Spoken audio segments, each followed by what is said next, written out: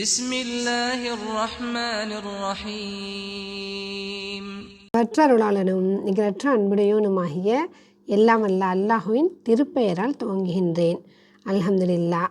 இன்ஷா அல்லாஹ் இன்றைக்கி நம்ம பார்க்க போகிறது அத்தியாயம் 85 அல் புரூஜ். அதனுடைய 11லிருந்து 22 வரைக்கும் உள்ள வசனங்களின் விளக்கத்தை பற்றி நம்ம இன்ஷா அல்லாஹ் இந்த வீடியோவில் பார்க்கலாம். நம்ம இதுக்கு முன்பு அல் புரூஜுடைய 1லிருந்து 10 வரைக்கும் உள்ள வசனங்களின் விளக்கத்தை பற்றி நம்ம முதல்லையே பார்த்துருக்கோம். இப்போ இன்ஷா அல்லாஹ் 11லிருந்து 22 வரைக்கும் உள்ள வசனங்களின் விளக்கத்தை இப்போ நம்ம இன்ஷா அல்லாஹ் பார்ப்போம். இறை நம்பிக்கை கொண்டு செயல்கள் புரிந்தார்களோ அவர்களுக்கு கீழே ஆறுகள் ஓடிக்கொண்டிருக்கும். சுவனங்கள் நிச்சயம் உண்டு. இதுவே பெரும் வெற்றியாகும். உண்மையில் கொடுமைக்காரர்களின் மீதான இறைவனின் பிடி கடுமையானதாகும். ஏனெனில் தன் படைப்பினங்களை அவனே முதலில் படைக்கிறான். மரணத்திற்கு பிறகு அவர்களை அவன் மறுமுறையும் படைக்க இருக்கிறான். எனவே அவன் பிடியிலிருந்து யாரும் தப்ப முடியாது. மேலும் அவன் பெரும் மன்னிப்பாளனும் உள்ளன்பு மிக்கவனும் ஆவான். அர்ஷ் இறை ஆசனத்தில் உரிமையாளனும் பெருமைக்குரியவனும் அவன்தான். தன் நாடியவற்றை செய்யக்கூடியவனும் ஆவான்.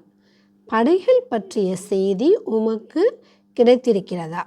அதாவது ஃபிர்அவுன் மற்றும் சமூத் கூட்டத்தினர் இறை தூதரை பொய்ப்படுத்தியதால் தண்டனைக்குள்ளான அந்த செய்தி. இந்த வரலாற்று செய்தியை அறியாததனால் அல்ல, மாறாக இந்நிராகரிப்பாளர்கள் பொய்ப்படுத்துவதில் வீண் பிடிவாதமாக இருக்கிறார்கள். அல்லாஹுவோ இவர்களின் பின்னால் முன்னால் என அனைத்து திசைகளிலும் சூழ்ந்தவனாக இருக்கின்றான். உண்மையாதனில் இவர்கள் ஏற்க மறுக்கும் இவ்வேதம் கண்ணியமிக்க குர்ஆன் ஆகும். பாதுகாக்கப்பட்ட மூல ஏட்டில் பதிவு செய்யப்பட்டு உள்ளது. இஸ்லாமிய பிரச்சாரம் ஆரம்ப காலத்தில் ஆரம்பித்த பொழுது நபி ஸல்லல்லாஹு அலைஹி வஸல்லம் அவங்க இறை செய்தியை மக்களுக்கு எடுத்து சொல்கிறாங்க. அப்போ அங்கே உள்ள மக்கள்லாம் ரொம்ப நிராகரிக்கிறாங்க. ரொம்ப நபி ஸல்லல்லாஹு அலைஹி வஸல்லம் இஸ்லாத்தை பற்றி எடுத்து சொன்னபோது அந்த மக்களை ரொம்ப துன்பத்துக்கு உள்ளாக்குறாங்க, ரொம்ப கொடுமைப்படுத்துகிறாங்க. இந்த மக்களுக்கெல்லாம் நான் என்ன செய்வேன்னா, அவங்க மன்னிப்பு கேட்கலன்னா அவங்கள நரக நெருப்பு அவங்களுக்கு உண்டு. அந்த நரக நெருப்பு அவங்கள கரித்து பொசுக்கி அவங்கள அழிச்சிடும் அப்படின்னு அல்லாஹ் சொல்கிறான். அடுத்த வசனமாக தான் அல்லாஹ் என்ன சொல்கிறான், இதுதான் 11. நிச்சயமாக யார் உண்மையான விசுவாசம் கொண்டு நல்ல காரியங்கள்லாம் செய்கிறோமோ அவங்களுக்கு கீழே சுவனபதிகள் உண்டு. அது மாபெரும் நம்மளுக்கு அதுதான் பெரிய வெற்றி. நம்ம இந்த உலகத்தில் வாழ்ந்ததுக்கு உண்மையான வெற்றி என்னன்னா, நம்மளுக்கு அல்லாஹ் இந்த சொர்க்கத்தை கொடுக்க போகிறான்னா அந்த பரிசு தான் நம்மளுக்கு கிடைக்கப்பெற்ற மாபெரும் வெற்றி அப்படின்னு அல்லாஹ் சொல்கிறான். அடுத்து நிச்சயமாக உமது இறைச்சகனின் பிடி மிக கடுமையானது அப்படின்னு அல்லாஹ் சொல்கிறான். அதாவது யார் இறைவனை ரொம்ப தண்டிக்க நடக்கிறானோ அவனை அல்லாஹ் தண்டிக்க ஆரம்பிச்சிட்டா அந்த பிடியிலிருந்து யாருமே தப்பிக்க முடியாது. அந்த பிடியில் அகப்பட்டவங்க எப்படி இது பண்ணாலும் அவங்கள யாரும் காப்பாற்ற முடியாது.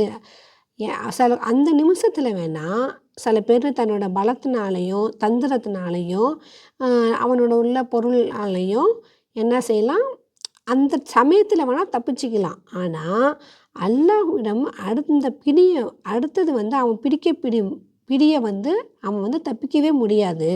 அவன் எப்படிப்பட்ட இருந்தாலும் அவனை அல்லாஹ் பிடிச்சான்னாக்கா யாரும் காப்பாற்ற முடியாது.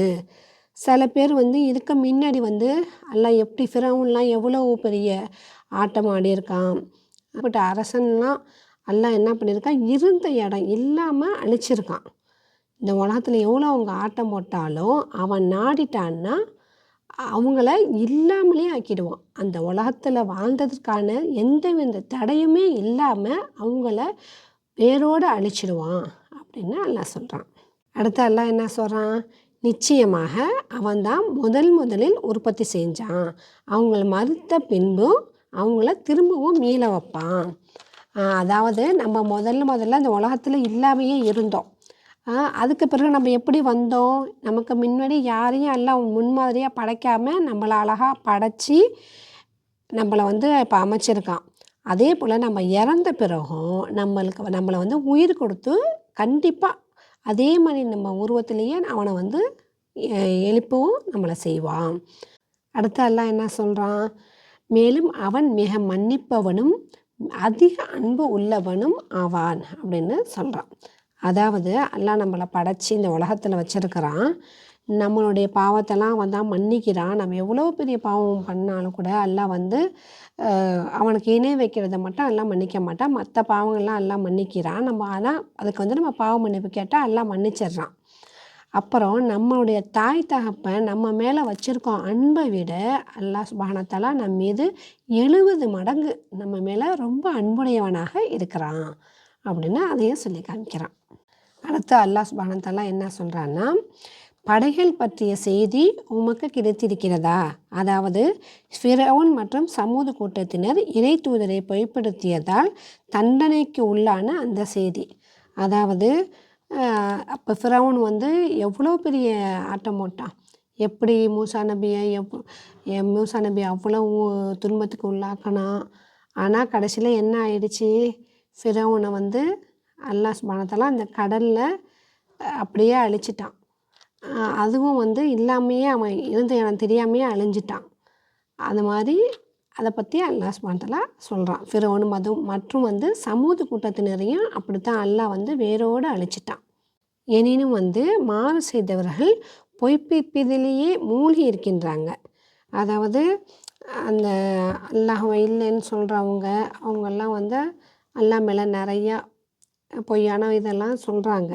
ஆனால் இதெல்லாம் வந்து நிராகரிப்பாளர்கள் வந்து ரொம்ப பொய்ப்படுத்துகிறாங்க. ஆனால் அவங்க சந்தேகத்திலையும் நிராகரிப்பிலையும் பிடிவாதத்திலையுமே உணர்ந்து கொண்டே இருக்கிறார்கள். ஆனால் அல்லாஹ்வோ இவர்களின் பின்னால் முன்னால் என அனைத்து திசைகளிலும் சூழ்ந்தவனாக இருக்கின்றான். அதாவது அவன் வந்து அவங்களெல்லாம் அடக்கி ஆளக்கூடியவனாக இருக்கிறான். அவன் வந்து அவங்க எந்த திசைகளிலேயும் அவங்க என்ன செய்கிறாங்க அப்படிங்கிறத பார்த்தவனாகவே இருக்கின்றான். எல்லா பாகத்திலேயுமே அவங்கள சுற்றி அல்லாஹ் வந்து சூழ்ந்து இருக்கின்றான். அடுத்து வந்து மேலும் அது பரிசுத்த கீர்த்திமிக்க குர்ஆன் ஆகும். அந்த குர்ஆன் வந்து ரொம்ப பரிபூர்ணமானது. பாதுகாக்கப்பட்ட பலகையில் லவ்ஹுல் மஹ்பூலில் இதை வந்து அல்லாஹ் பதிவு செஞ்சு வச்சிருக்கிறான். இதை வந்து மாணவர்கள் வந்து சூழ்ந்து இருக்கிறாங்க. அதாவது இந்த குர்ஆனை வந்து யாருமே வந்து அதில் உள்ள எழுத்துக்களை கூட்டவோ குறைக்கவோ அதை மாறுபடுத்தி எழுதவோ கண்டிப்பாக முடியாது. ஏன்னா அல்லாஹ் சுப்ஹானஹு வ தஆலா இந்த குர்ஆனை லவ்ஹுல் மஹ்பூல் என்னும் ஏட்டில் வந்து பதிவு செஞ்சு வச்சுருக்கிறான். அதை வந்து மாணவர்கள் வந்து சூழ்ந்தவரை இருக்கிறாங்க.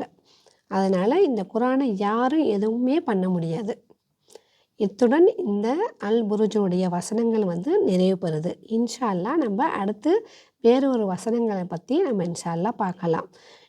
இவ்வளோ நாளைக்காக நீண்ட நாட்களாக நானும் வீடியோ போட முடியல. இன்ஷா அல்லாஹ் நான் தொடர்ந்து போகிறதுக்கு நான் முயற்சி பண்ணுறேன். நீங்கள் எல்லோரும் எங்களுக்காக துஆ செய்யுங்க. அஸ்ஸலாமு அலைக்கும் வரஹ்மத்துல்லாஹி வபரகாத்துஹு.